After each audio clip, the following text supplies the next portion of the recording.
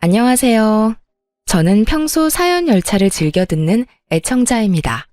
제가 오늘 여러분을 찾아뵙게 된 건 기가 막혔던 저희 시댁 인간들의 이야기를 들려드리기 위해서인데요. 시간이 꽤 지난 지금도 그 시댁 인간들만 생각하면 치가 다 떨려옵니다. 얼마나 파렴치한 인간이기에 아직까지 치가 다 떨리는지 한번 들어보실래요? 남편과 저는 대학교 CC로 긴 연애 끝에 결혼까지 하게 된 부부였습니다. 남편에겐 형이 있었는데 시댁에선 그놈의 장남 사랑이 말도 다 하지 못할 만큼 심한 집이었어요. 어느 정도였냐 하면 남편은 학자금 대출을 받아가며 대학교를 다니고 있었고 알바를 쉬지 않고 해도 늘 돈이 없었어요. 그렇다 보니 하고 다니는 행색 역시 변변치 못했기에 저는 당연히 남편의 집이 가난한 줄만 알고 있었죠. 그런데 저의 예상과는 달리 시댁의 형편은 꽤 괜찮은 편이었지만 그 모든 지원을 장남인 시숙에게만 쏟아붓고 있는 상황이더군요. 그러니까 한마디로 남편은 관심 밖의 자식이었던 것이었죠. 처음부터 이토록 차별이 심했던 건 아니었다고 하더군요. 우리 엄마, 나 어릴 때만 해도 나한테도 꽤 잘해주셨어. 초등학교 들어가기 전까진 말이야. 내가 초등학교 들어가기 전에 아버지가 돌아가셨거든? 대장암이었는데 잘 이겨내신다 싶더니 갑자기 돌아가셨어. 그 뒤로 엄마는 형한테 우리 장남, 우리 집 기둥 하면서 의지하기 시작하더니 어느 순간부턴 형만 신경 쓰기 시작하더라고. 뭐 섭섭하지 않았다면 거짓말이지만 그 덕에 내가 생활력 하나는 끝내주잖아. 이렇게 말하며 웃는 남편을 보며 참 마음이 아프더라고요. 이렇듯 남편이 혼자 벌어 학교를 졸업하는 사이 시숙은 그야말로 엘리트 코스를 밟으며 아르바이트 한 번 하지 않고 유학까지 다녀온 상태였죠. 신문은 입만 뗐다 하면 장남이라는 이유로 시숙을 치켜세우기 바빴고요. 연애하는 내내 비교당하고 없는 사람 취급당하는 남편을 보며 안쓰러운 마음이 듦과 동시에 더욱 남편을 사랑하게 되었고 전 이런 남편의 사정을 숨김없이 친정에 알리고 결혼을 하고 싶다고 했습니다. 아빠, 나 그 사람 행복하게 해주고 싶어. 내가 그 사람 곁에서 진정한 사랑이 뭔지 알려주고 싶어. 그러니까 허락해줘. 우리 딸이 이렇게까지 말하는데 당연히 허락해줘야지. 아빠는 우리 딸 안목을 믿는다. 네가 이렇게까지 말하는 데는 그만한 이유가 있을 거야. 고마워요, 아빠. 나 진짜 행복하게 잘 살 자신 있어. 그래, 네 이야기 들어보니 그 녀석 많이 외롭게 큰 것 같은데 사랑 많이 받고 자란 네가 많이 아껴주고 사랑해주거라. 부모님은 저를 믿는다며 결혼을 흔쾌히 허락해주셨고 그렇게 저흰 결혼을 하게 되었습니다. 결혼을 할 때에도 시모의 차별과 상황은 변하지 않았어요. 시숙이 결혼할 때에는 가지고 있던 건물까지 처분해 아파트를 장만해줬다고 들었는데 저희가 결혼할 당시엔 시숙이 사업을 한다는 이유로 사업 자금을 마련해줘야 하니 여유 자금이 없다고 하더군요. 그래서 저희는 친정에서 보태주신 돈과 제가 모은 돈, 남편이 가지고 있던 돈 조금을 보태 집을 마련하고 신혼생활을 시작했죠. 물론 대출을 끼긴 했지만 우리만의 보금자리가 생긴 것에 만족하자며 서로를 보듬었고 남편은 그런 저에게 고맙다고 끊임없이 말해주며 더욱 가정에 충실한 가장의 모습을 보여주곤 했습니다. 그런 남편에게 제가 결혼을 하며 당부한 것이 있었어요. 자기야, 나 자기랑 결혼할 거야. 그런데 이거 한 가지는 꼭 지켜줬으면 해. 그게 뭔데? 돈 관리는 내가 할게. 돈 관리? 그래, 그렇게 해. 그게 뭐 힘든 일이라고. 그런데 이유가 뭐야? 내가 보니까 자기 집으로 다달이 용돈 주는 거 너무 과하다 싶더라고. 당신 성격상 결혼했다고 해서 그 용돈 딱 끊지도 못할 것 같고. 그렇다고 그 돈을 결혼하고 나서도 계속 줄 순 없는 노릇이잖아. 우리 대출금도 갚아야 하고 적금도 들어야 하는데 말이야. 그래서 내 핑계를 대라고 내가 관리한다는 거야. 어머님이 앞으로 용돈 이야기 꺼내시면 돈 관리는 내가 한다고 하면서 나한테 다 넘겨. 내가 알아서 할 테니까. 그런 거라면 난 싫어. 내가 우리 엄마 성격 잘 아는데 당신한테 분명 좋은 소리 안 할 거야. 모르긴 몰라도 당신 못 살게 굴 텐데 내가 그 꼴을 어떻게 보고 있어? 괜찮으니까 그냥 보고만 있어. 자기는 보고만 있는 게 도와주는 거야. 나 몰라? 내가 돈을 깔고 앉아 있어야 우리 가정이 비로소 평화로워지는 거라고. 그러니까 당신은 내가 도와달라고 할 때까지 그저 지켜만 봐. 끝까지 반대하던 남편은 경제권은 모두 저에게 넘기겠지만 모든 화살은 저에게 넘기지만은 않겠다며 이젠 가정도 생겼으니 할 말은 하고 살겠다고 하더군요. 그렇게까지 하겠다는데 제가 뭐라고 하겠어요? 나쁜 짓을 하겠다고 하는 것도 아니고 제가 힘들까봐 직접 나서겠다는데 그저 우리 남편 많이 컸다며 엉덩이 두들겨 주었어요.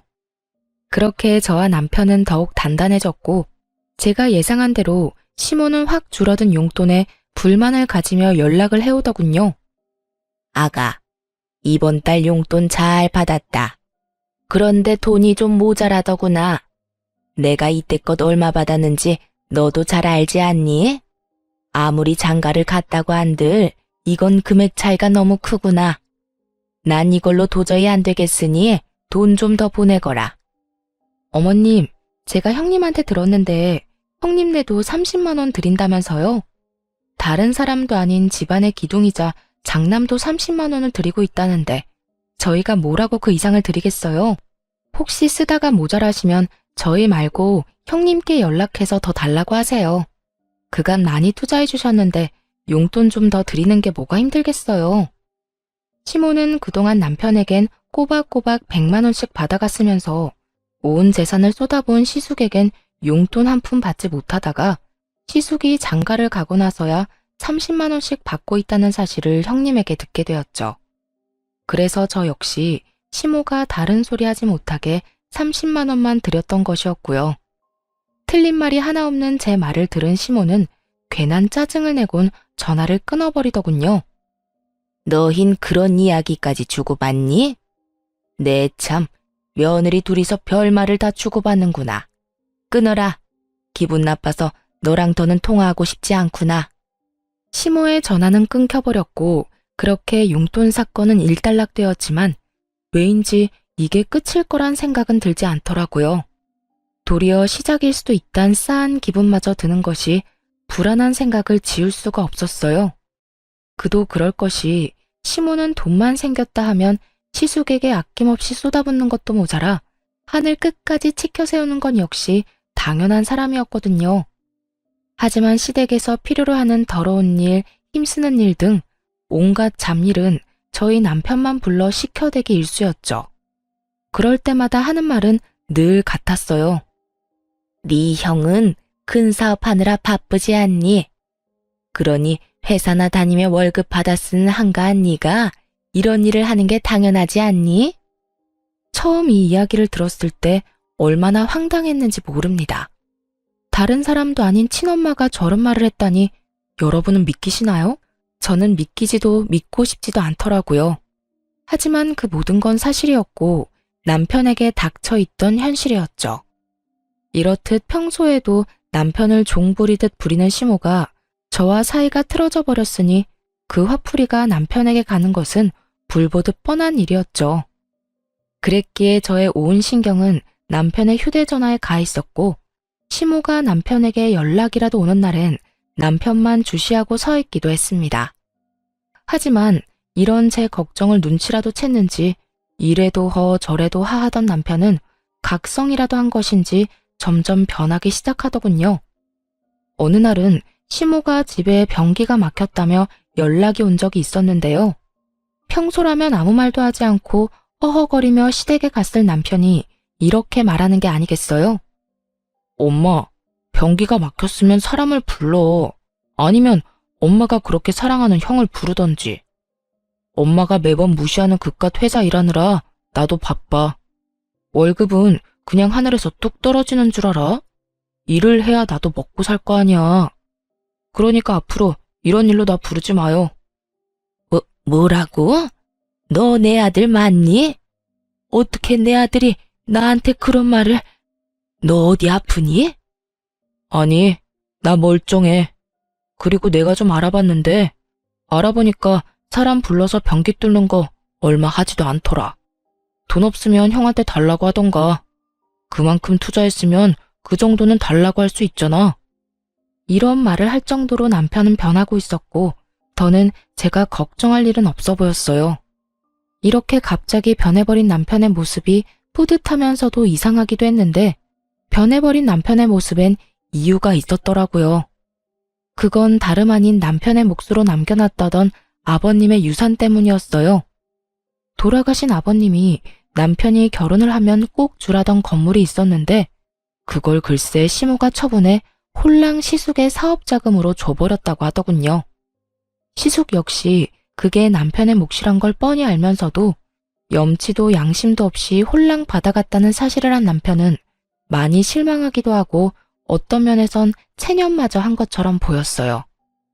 여보, 괜찮아? 나 다 들었어. 어머님이 당신 몫으로 준다던 건물 아주버님께 줬다면서? 괜찮지 뭐. 사실 기대도 안 했어.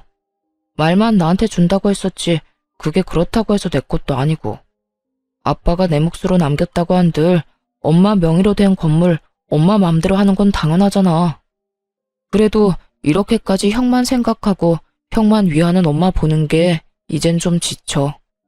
지금까지는 괜찮았거든. 그런데 나 당신 집에 가서 장인어른 장모님한테 부모 사랑이란 걸 받아보니까 아, 이런 게 부모님 마음이구나. 이런 게 사랑이구나 싶더라고. 그런 사랑 받아보니까 이때껏 내가 얼마나 말도 안 되는 무관심 속에서 살아왔는지 알겠더라고. 여보, 너무 속상해하지 마. 지나간 일이야 어쩔 수 없지만 앞으론 내가 당신 많이 사랑해줄게. 나만 믿어. 내가 사랑도 많이 주고 그까짓 건물도 내가 돈 많이 벌어서 사줄게. 물론 대출은 같이 갚아야겠지만. 어이구, 말만 들어도 행복하다. 하여튼 나 이제 엄마나 형한테 큰 기대도 마음도 쓰지 않을 거야. 더는 상처받는 것도 싫어.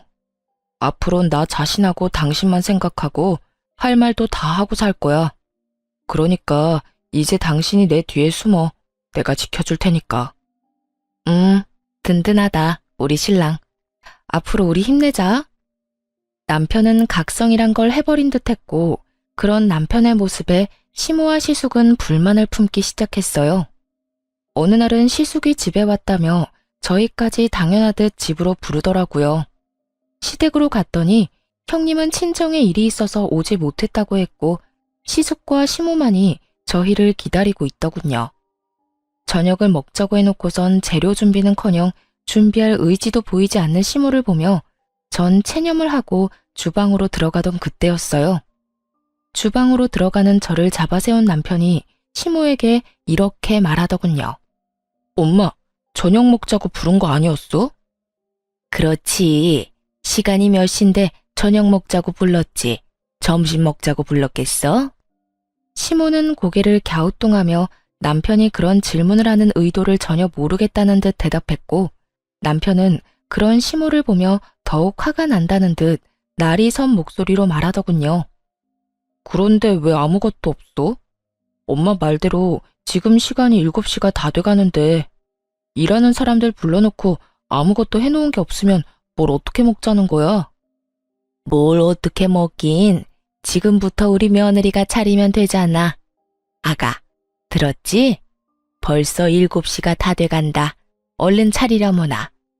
우리 장남은 적어도 7시 30분 전까진 밥 먹여야 하니까 서둘러. 제가 무슨 시댁 파출부도 아니고 이게 무슨 상황인가 싶더라고요.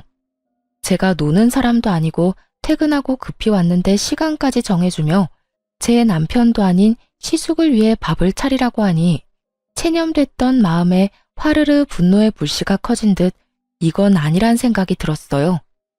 남편 역시 이런 시모의 태도에 적잖게 화가 난 듯 시모의 말에 반발하고 나서더군요. 엄마, 이 사람도 이래. 이 사람도 지금 퇴근하고 바로 오는 길이라고. 그런 사람이 왜 여기까지 불려와서 형 밥상까지 차려야 해? 그거야 당연히 우리 집에 시집 온 내 며느리니까 그렇지. 그리고 너 말 진짜 웃기게 한다. 형 밥상이라니? 네 마누라가 밥상 차리면 다 같이 먹는 거지. 우리 장남 혼자만 먹니? 넌 가만히 있어서 뭐하니? 우리 장남 7시 30분 전까진 밥 먹여야 한다는 말 못 들었어? 엄마, 이 사람 이 집 종노릇이나 하려고 나하고 결혼한 거 아니야. 그러니까 앞으로 가족끼리 식사 자리를 가지려거든 밖에서 외식을 하든지, 그게 아니라면 이 사람이랑 나는 부르지도 마. 엄마가 이 사람한테 이런 식으로 대하는 거 나 싫고 불편해요. 남편이 이렇게까지 말하자 시모는 기가 막힌 듯 남편을 쳐다봤고, 그때까지 가만히 있던 시숙이 자리에서 벌떡 일어나더니 호기롭게 남편의 뺨을 날려버리더라고요. 너 엄마한테 말버릇이 그게 뭐야? 네 눈엔 힘든 네 마누라만 보이고 나이 드신 엄마는 보이지도 않아? 시숙은 남편을 향해 비난을 쏟아내기 시작했고, 전 그런 시숙 앞을 막고선 시숙에게 한마디 하기 시작했어요. 아무리 이 사람 말이 과했다고 해도 다 큰 동생 때리는 건 아니죠. 그리고 이 사람 말 중에 틀린 말이 뭐가 있나요? 제가 이 집에 아주버님 밥이나 차려주려고 시집 온 건 아니잖아요. 그렇게 밥이 드시고 싶으셨으면 형님을 친정에 보낼 게 아니라 여기다 불러서 밥상을 차리라고 했어야죠. 재수씨가 낄 자리는 아닌 것 같은데요. 제가 왜 낄 자리가 아닌가요? 방금 아주버님이 때린 사람이 제 남편인 거 잊었어요?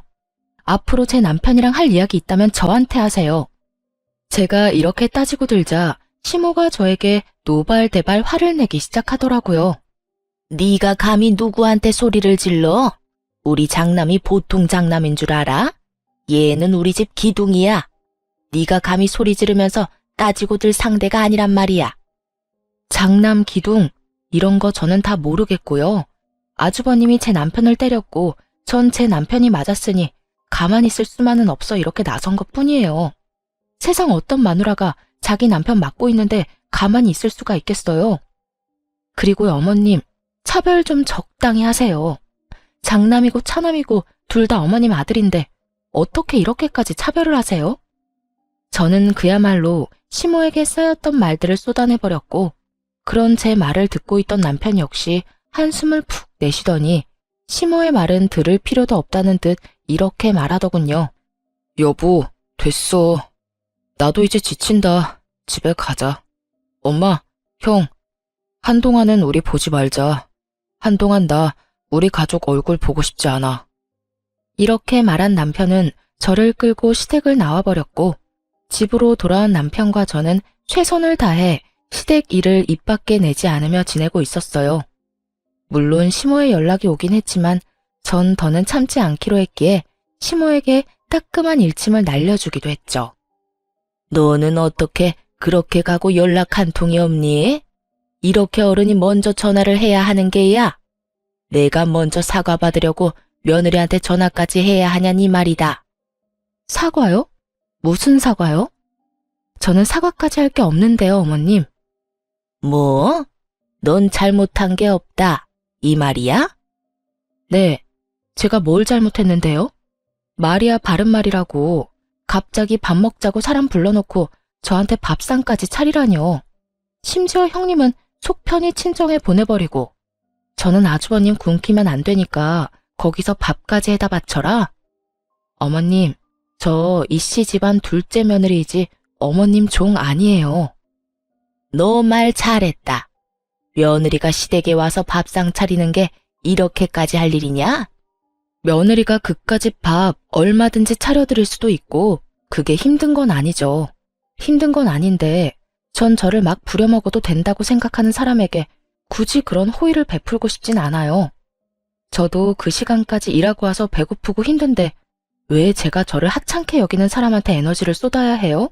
전 싫어요. 전 단호하게 싫다고 했고 시모는 그런 저의 태도에 화가 단단히 난 듯 시모라는 위치를 들먹이며 저를 몰아붙이기 시작하더라고요. 얘가 말하는 것 좀 봐라. 너 지금 내가 시어머니인 건 알고 있니? 알고 그딴 건방진 말을 하는 게야? 시어머니가 하라고 하면 하고 맞는다고 하면 맞는 거지. 뭐? 싫어? 호의를 베풀고 싶지 않아? 네가 네 남편이 네 편 좀 들어줬다고 아주 간이 부었나 본데 이런 식으로 나오면 누구 손해인 줄 정녕 모르는 게야? 이걸 협박이라고 하는 건지 그 협박 참 하찮다고 느껴졌어요. 전 이 하찮은 협박질이나 해대는 시모에게 지고 싶지 않았고 그래서 그런 시모에게 더욱 나를 세우며 맞서게 되었습니다. 누구 손해일지는 앞으로 두고 보면 알겠네요. 전 이제 어머님뿐 아니라 시댁에도 큰 기대 없고요. 기대가 없어서 그런지 노력할 생각도 신경 쓸 생각도 없어요. 그러니까 어머님도 저희한테 신경 쓰지 말고 늘 하던 대로 아주버님하고 형님한테 신경 쓰고 사세요. 혹시나 어디 편찮으시면 연락은 주시던가요. 아무리 신경 끄고 산다고 한들 병문안은 가봐야 하지 않겠어요? 네 년이 어디서 그딴 말을 짓거리는 게야? 너 당장 집으로 넘어오거라. 어디 내 앞에서도 그따위로 짓거릴 수 있는지 내가 봐야겠다. 기어코 시모의 입에서 년이라는 단어가 나오는 순간 전 더는 이 사람과 대화할 가치가 없다고 생각했고 마지막 말을 하곤 전화를 끊어버렸습니다. 못 가요. 저도 일은 해야 먹고 살죠. 누구랑 다르게 저흰 어머님 도움도 못 받아서 제가 놀고 먹으면 저희 가족 손가락 빨고 살아야 해서요. 그러면 전 끊을게요. 들어가세요, 어머님. 전화를 끊어버린 후 시모에게서 전화와 문자 폭격이 이어졌지만 전 전화를 꺼버렸습니다. 들어봤자 기분만 상하고 봐봤자 눈만 버릴 것이 분명한데 그걸 왜 다 듣고 보고 있겠어요? 이럴 땐 무시가 답이었죠. 그렇게 제 휴대전화는 일주일에 가까운 시간 동안 꽤 많은 시간 꺼져 있었고 일주일이 지나고 나니 차츰 연락도 잦아들더라고요.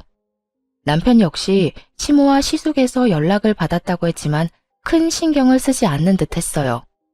이렇게 저희만의 삶을 살기 시작했고 새로운 가족을 맞이하게 되었습니다. 여보, 나 임신했어. 5주 차래. 정말이야? 그게 정말이야? 와, 여보, 나 진짜 너무 좋다. 나 진짜 행복하다. 나 진짜 행복해. 제 임신 소식에 남편은 울더라고요. 만감이 교차하는 듯 엉엉 우는데 그런 남편을 달래느라 혼났네요. 남편은 누구보다 행복해했고 저 역시 그런 남편을 보며 행복했어요.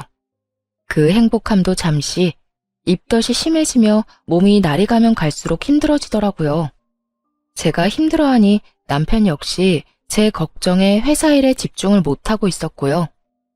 입덧 기간은 생각보다 길어졌고 남편은 도저히 안 되겠다는 듯 저에게 친정에 들어가서 사는 것이 어떻겠냐고 하더라고요. 여보, 혹시 우리 당신 집에 들어가서 사는 건 어때? 어? 친정에? 갑자기 왜? 내가 많이 생각해봤는데 아무래도 그게 좋을 것 같아서. 당신 입덧 때문에 많이 힘들기도 하고 내가 출근하고 나면 당신 혼자 있어야 하는데 난 그런 당신 신경이 쓰여서 일도 손에 안 잡혀. 나도 내가 과한 걱정하고 있다는 거 잘 아는데 그래도 어쩌겠어. 당신 남편이 이렇게 팔불출인걸. 그래서 말인데 이 집은 새 주든가 하고 당신 집에 들어가서 살자. 사실 내가 장인어른 장모님께 다 여쭤봤어. 그래도 괜찮겠냐고. 두 분은 나만 괜찮다면 좋다고 하시더라고. 내심 당신이 걱정이었는데 그렇게 해주면 오히려 고맙다고까지 해주셨어. 남편은 이미 저희 부모님들까지 만나 양해를 구한 후였고 말로는 제 의견을 묻고 있었지만 이미 결심이 선 눈빛이었어요. 남편이 괜찮다는데 제가 마다할 이유는 없었고 저흰 그렇게 살던 집은 세를 주고 친정으로 들어가게 되었습니다. 그렇게 배는 점점 불러왔고 친정에서 남편도 저도 부모님의 사랑을 듬뿍 받으며 지내던 어느 날 시모에게서 연락이 왔더라고요. 몸은 괜찮니?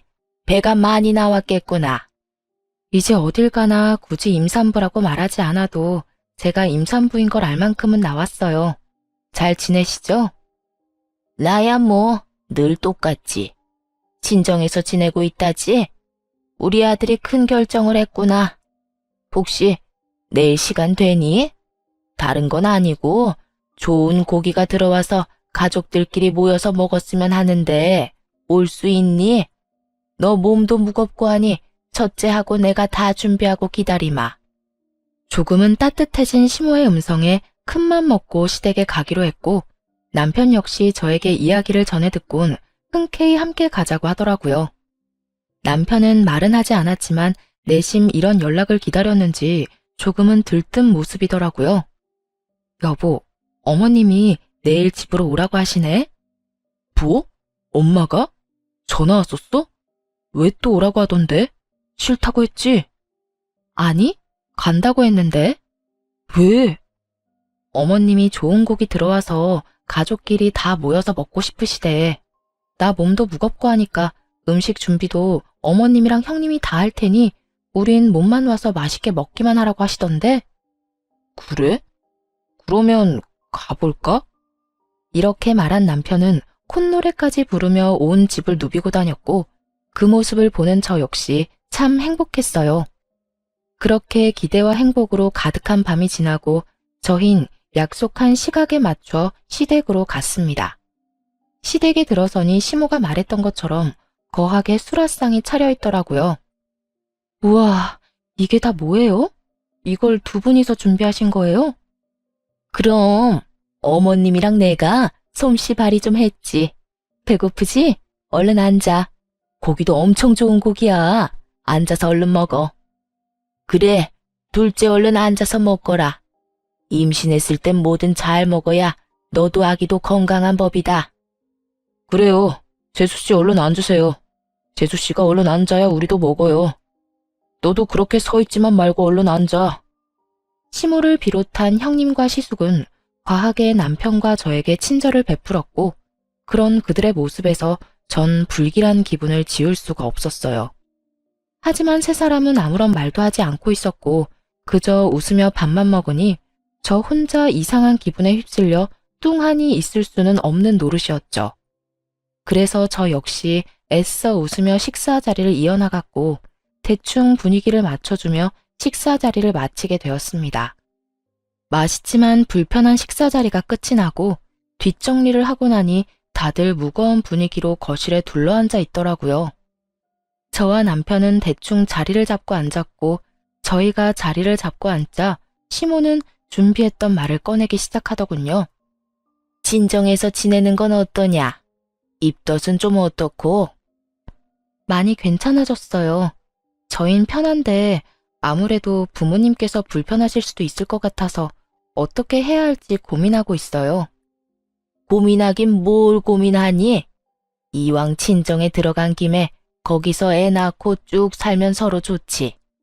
너 애 낳고 다시 복직할 거 아니냐? 그럴 때 친정에서 지내면 너도 마음 쓸 일 덜고 좋을 텐데 왜 나와 산다는 거야? 이상하더군요. 내 아들 힘들게 처가살이 그만시키고 당장 분가하라고 말하는 것이 정상 아닌가요? 아니, 그렇게까진 하지 않더라도 처가살이를 권하는 시모의 모습은 누가 봐도 이상한 상황이었죠. 그것도 그 이유가 저를 위한다는 것이 더욱 의심스러웠어요.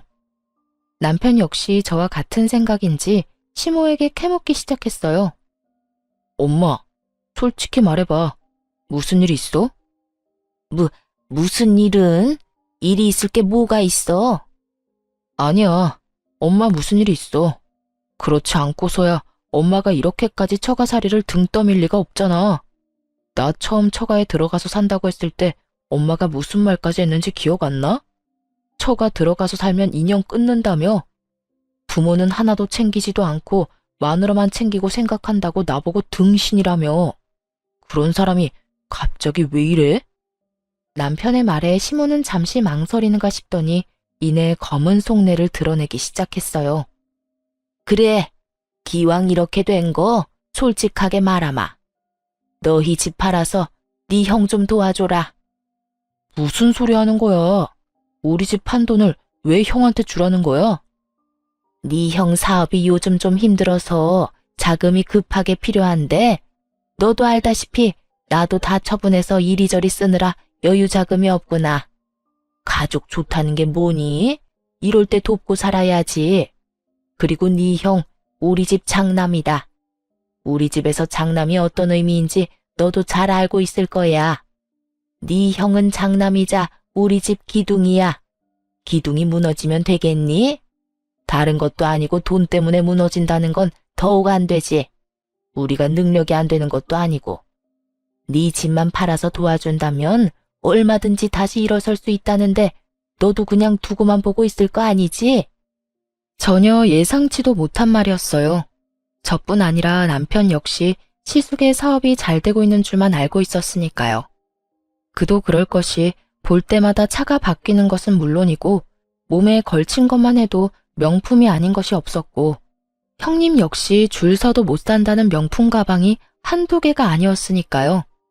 거기에다 시모에게 이때껏 받아간 돈이 있었던 터라 망할래야 망할 수가 없다고 생각하고 있었던 것이었죠. 남편 역시 시숙의 소식에 잠시 충격에 빠진 듯 했지만 이내 단호하게 시모에게 거절 의사를 내비치더군요. 두 사람 잘 들어. 그 집, 내 집 아니고 이 사람 집이야. 우리 그 집 마련할 때 내가 모은 돈이 쥐똥만큼도 없어서 처가에서 도와주시고 이 사람이 회사 생활하면서 모은 돈으로 마련한 집이라고. 그런 집을 내가 마음대로 팔 순 없어. 아니, 내 마음대로 팔 수 있다고 한들 그 집을 처분할 일은 절대 없을 뿐더러 집을 처분한다고 해도 형 도울 생각은 추호도 없어.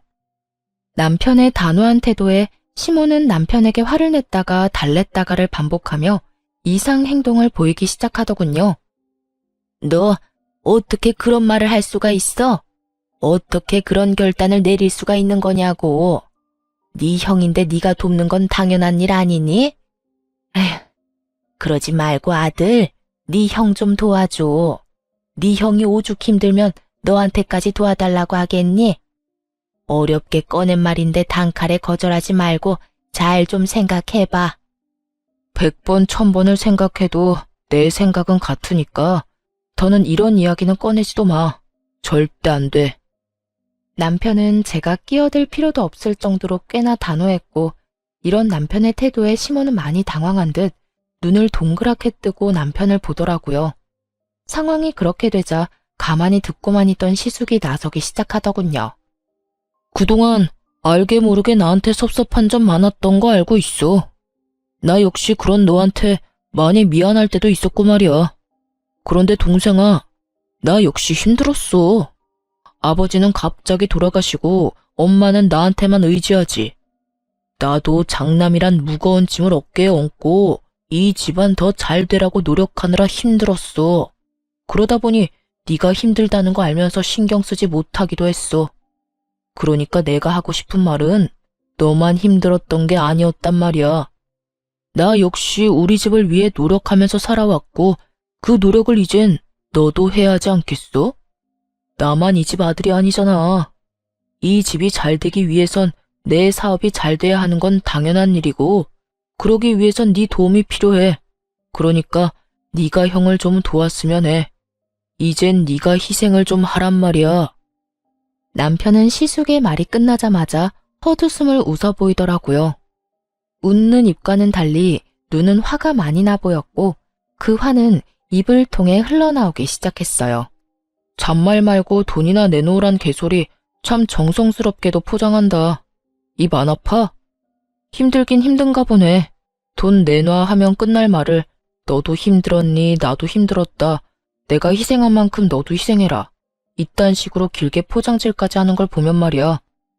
남편의 말이 끝나는 순간 시숙은 남편의 멱살을 잡아버렸고 남편 역시 시숙의 멱살을 잡아버렸습니다. 이 자식이 감히 내 멱살을 잡아? 시숙은 남편이 자신의 멱살까지 잡았다는 사실을 참을 수 없다는 듯 남편의 뺨을 때려버렸고 형이 뭔데 날 때려? 난 손이 없어서 가만히 있는 줄 알아? 이렇게 말한 남편 역시 시숙의 뺨을 때려버리며 그야말로 순식간에 난장판이 되어버렸죠. 시모는 두 사람이 주먹 다짐을 시작해버리자 안간 힘을 쓰며 두 사람을 말리기 시작하더라고요. 그 와중에도 시숙이 맞는 게 싫었는지 남편 팔만 붙잡고 늘어지더라고요. 그렇게 두 사람을 뜯어말린 시모는 자리에 주저앉아 땅을 치며 곡소리를 내기 시작했어요. 아이고, 아이고, 내가 너무 오래 살았지. 내가 너무 오래 살았어. 내가 전생에 무슨 죄를 지었길래 이런 꼴까지 봐야 하는지. 어머님, 무슨 말씀을 그렇게 하세요? 그만 우세요. 이러다 쓰러지시겠어요.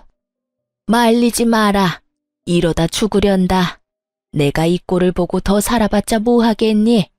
차남이 장남 멱살을 잡는 것도 모자라 주먹질까지 하는 꼴을 봤는데 내가 더 살아서 뭐 하겠어? 어머님, 그런 말 하지 마세요. 시모의 곡소리는 계속되었고 시모를 한참 달래던 형님은 저의 어깨를 툭 치며 시비를 걸어오더라고요. 동서, 도대체 서방님을 어떻게 구워 삶았길래 저렇게 사람이 변한 거야? 무슨 말로 어떻게 현혹했길래 어머님, 형 말이라면 군말 안 하고 따르던 사람이 형 멱살 잡는 것도 모자라 주먹 다짐까지 하는 거냐고. 그러는 형님이야말로 도대체 살림을 어떻게 꾸렸길래 그 많던 어머님 재산을 다 뜯어가고도 망하기 직전이라는 소리가 나와요? 하긴 안 봐도 뻔하긴 하네요. 다 망해가서 동생한테 돈이나 구걸하는 이런 상황에서도 그 많은 금반지에 목걸이까지 끼고 명품 가방이나 메고 온 꼴을 보니까 말이에요. 그것만 다 팔아도 살림이 좀 나아질 텐데 그놈의 사치는 어떻게 해도 고쳐지지가 않나 봐요. 저는 받은 만큼 형님에게 돌려주었고 제 말에 머리끝까지 화난 형님이 저의 머리채라도 잡을 태세로 달려들더라고요. 전 그런 형님의 행동에 순간적으로 제 배를 꽉 끌어안고선 그대로 형님을 발로 걷어차버렸어요. 형님은 제 발차기 한 방에 고꾸라져 바닥을 뒹굴고 있었고 이런 난리통에도 시모는 오로지 남편을 향한 원망과 욕을 쏟아내고 있더라고요. 이게 다 너 때문이다. 네가 네 형 도와준다는 말만 했어도 이 난리가 났겠어? 그깟 돈 얼마나 된다고 그걸 못 준다고 해서 이 난리통을 만들어. 이 천하의 나쁜 놈, 이 천하의 불효자. 네 형은 우리 집의 기둥인데 당연히 네가 형을 도와야지. 시모의 말은 발악에 가까웠고 그런 시모의 말을 듣고 있던 남편은 이렇게 말을 하더라고요. 나 엄마가 불러줬다고 할 때 내심 기대했었어. 아무리 나한테는 무관심한 엄마였어도 손주는 내심 기다렸구나. 그래서 오늘 우리한테 늦긴 했지만 수고했다, 기특하다 이런 말 한마디 정도는 하겠구나 하면서 말이야. 그런데 그게 다 내 착각이었네. 진작 축하할 생각 따윈 없었고 그저 나한테까지 돈 뜯어내려고 불렀던 거구나. 돈을 뜯어낸다니? 넌 그게 엄마한테 할 표현이니? 그냥 엄마는 가족끼리 돕자는 거야. 하물며 네 형은 우리 집 가장이니까 당연히 가족들이 도와야지. 그놈의 장난 타령 좀 그만해. 그리고 내가 이 집 가족이긴 해? 언제부터 내가 이 집 가족이었어? 난 나 혼자 컸어. 나 혼자 다 해결하고 나 혼자 다 벌어쓰고.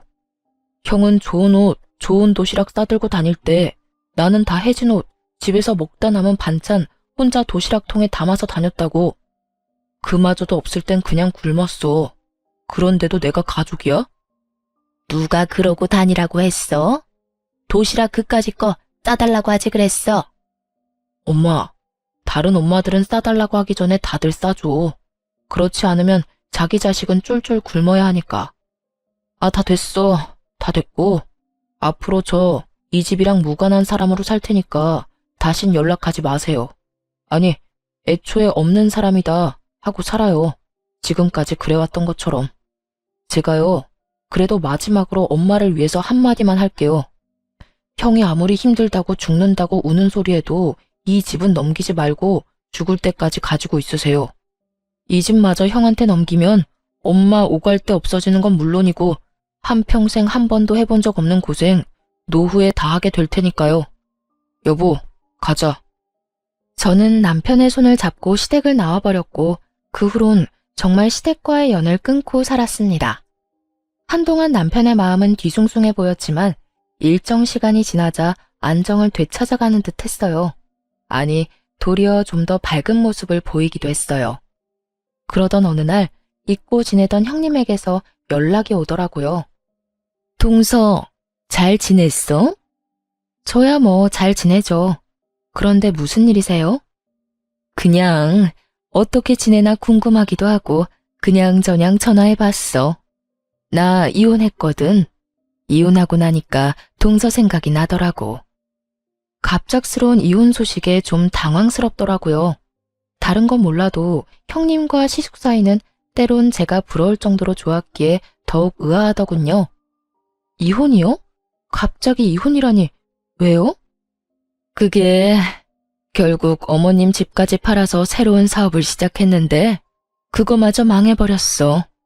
이것저것 손대는 거마다 망해버리니까 그 사람도 편해버리고 나도 그런 남자 옆에서 고생하면서 살기 싫어서 이혼했어. 동서도 없는 마당에 어머님은 내가 모셔야 하는 건 불보듯 뻔한 일이고 난 아무리 남편을 사랑해도 시집살이는 살기 싫거든. 그래서 이혼했지 뭐. 들어보니 시숙은 결국 시모에게 집까지 요구하게 되었고 시모는 남편의 충고에도 불구하고 집까지 팔아 그 빌어먹을 장남의 사업 자금을 대주었던 것이었어요. 하지만 그 사업마저 결국 망해버렸고 시숙은 빚쟁이가 되어버렸다고 하더군요. 돈도 없는데 시모까지 모실 상황이 된 형님은 시숙을 버리기로 결정한 것이었죠. 어찌되었든 이혼하고 나니까 동서 생각 많이 나더라. 그동안 내가 미안했어. 이 말하고 싶어서 전화했어. 그러면 잘 지내. 그렇게 전화는 끊어졌고 그 뒤 시모의 소식이 들어오더라고요. 시모는 그나마 조금의 생각은 있었는지 방 얻을 정도의 돈은 따로 남겨뒀다고 하더군요. 그래서 그 돈으로 작은 집에 월세로 살고 있다는 소식을 들을 수 있었어요. 시숙은 빚쟁이에게 쫓겨다니느라 연락도 되지 않는 상태라고 하고요. 전 이런 소식을 남편에게 알릴까 말까 고민을 하다 남편에게 털어놓기로 했습니다. 여보, 어머님 소식 들었는데 어머님 결국 집까지 다 처분해서 아주버님 사업자금 대주고 지금은 월세 얻어서 혼자 지낸다고 하더라. 아주버님은 사업 망하고 이혼했다고 하고 요즘은 빚쟁이한테 쫓기느라 연락도 안 된대. 그래? 내가 그럴 줄 알았어. 그래서 내가 집만큼은 지키라고 한 건데 하여튼 그놈의 장남이 뭐라고 그렇게까지 하는 건지 난 도저히 이해가 안 된다. 난 당신한테 그렇게 했다는 게 더 이해가 안 돼. 그렇게 생각하면 끝도 없지 뭐. 이미 흘러간 일이고 난 신경 안 써. 그래. 그런데 당신 괜찮아? 어머님 저렇게 혼자 둬도 되겠어? 계속 신경 쓰이지 않을까? 전혀 신경 안 쓰인다고 하면 거짓말이겠지. 그런데 그렇다고 해서 모시고 산다거나 다시 왕래하고 살고 싶을 만큼 신경 쓰이진 않아. 그런 감정도 남아있지 않고. 난 내가 할 수 있는 도리는 다 했다고 생각하고 그만큼 내가 할 수 있는 최대한의 노력 역시 다 했다고 생각해. 그러니까 앞으로는 나를 위해, 당신을 위해 살 거야. 그래, 당신이 그렇다면 나도 신경 쓰지 않을게. 그래, 신경 쓰지 마. 우리 엄마 그렇게 약한 사람 아니야. 살 곳 있으면 다 된 거지 뭐. 먹고 살 게 없으면 뭘 해서든 먹고 살 방도를 찾을 사람이니 우린 우리만 신경 쓰면서 잘 살자. 그 후론 저희 시댁 이야기는 전혀 꺼내지 않았고 시간은 흘러 무사히 아기를 출산했습니다. 저흰 여전히 친정에서 지내고 있어요. 출산을 하고 아기가 밤낮 없이 울어대는 탓에 행여 부모님이 힘드실까봐 다시 나갈까 고민했었는데 이런 고민을 하고 있다는 사실을 안 부모님이 저의 앞으로 맞고 서서 이렇게 말씀하시더라고요. 나가긴 어딜 나가? 내가 우리 손주 앉는 날만 기다리며 너희 닭살 떠는 꼴을 보면서도 참고 살았는데. 그러게 말이에요. 너희 닭살 떠는 꼴이 보기 좋아서 참고 산 줄 아니? 다 우리 손주 품에 끼고 살려고 참을인 새기면서 참았어. 드디어 우리 손주가 이렇게 왔는데 어딜 쏙 데리고 나가려고? 아니, 저흰 장인어른 장모님 힘드실까봐 그렇죠. 저희야 여기서 계속 살면 좋죠. 아시잖아요. 제가 장인어른 장모님 부모님처럼 생각하는 거. 그런데 애가 울어도 너무 우니까 죄송해서. 그런 소리 하지 말게. 애가 울어서 애지 울지 않고 웃고만 있으면 그게 무슨 애야. 그러니까 그런 말 하지 말고 조금 더 이 집에서 살아. 나도 뒤늦게 아들도 생기고 손주도 생겨서 행복한 이 기분 더 느끼고 싶으니까. 부모님은 저희를 붙잡아 주셨고 그 덕에 저흰 친정에서 지내며 더욱 행복한 나날들을 보내고 있습니다. 남편은 이제야 자신에게도 진정한 부모님과 가족이 생겼다며 더없이 행복하다고 해주고 저 역시 그런 남편을 보며 행복을 느낍니다. 요즘 제가 남편을 너무너무 사랑하는 것이 확실하다는 걸 느낍니다. 이토록 사랑하는 남편을 앞으로도 더욱 행복하게 만들어주기 위해 더 열심히 사랑하며 잘 살아보려고요. 저의 긴 사연도 끝이 났네요. 처음 사연을 쓰기로 마음먹었을 때 이런저런 생각이 많이 들었어요. 아무래도 부모와의 연을 끊는다는 것이 자랑할 만한 일도 아니고 듣기 좋은 이야기도 아니니 고민이 많이 되더라고요. 하지만 사연 열차에서 여러 사연들을 들으며 여러분이 그렇듯이 저 역시 깨달은 바가 컸기에 저도 용기를 내 사연을 쓰게 되었어요. 제 사연으로 누군가에게 깨달음까진 줄 순 없겠지만 저와 비슷한 일로 힘들어하시는 분께 다른 길도 있다는 걸 알려드릴 순 있을 테니까요. 부디 제 사연으로 누군가에겐 작은 용기라도 줄 수 있었으면 한다는 바람을 마지막으로 저는 물러가 볼게요. 저의 긴 사연을 끝까지 들어주신 모든 분들 감사합니다. 모두 행복하세요.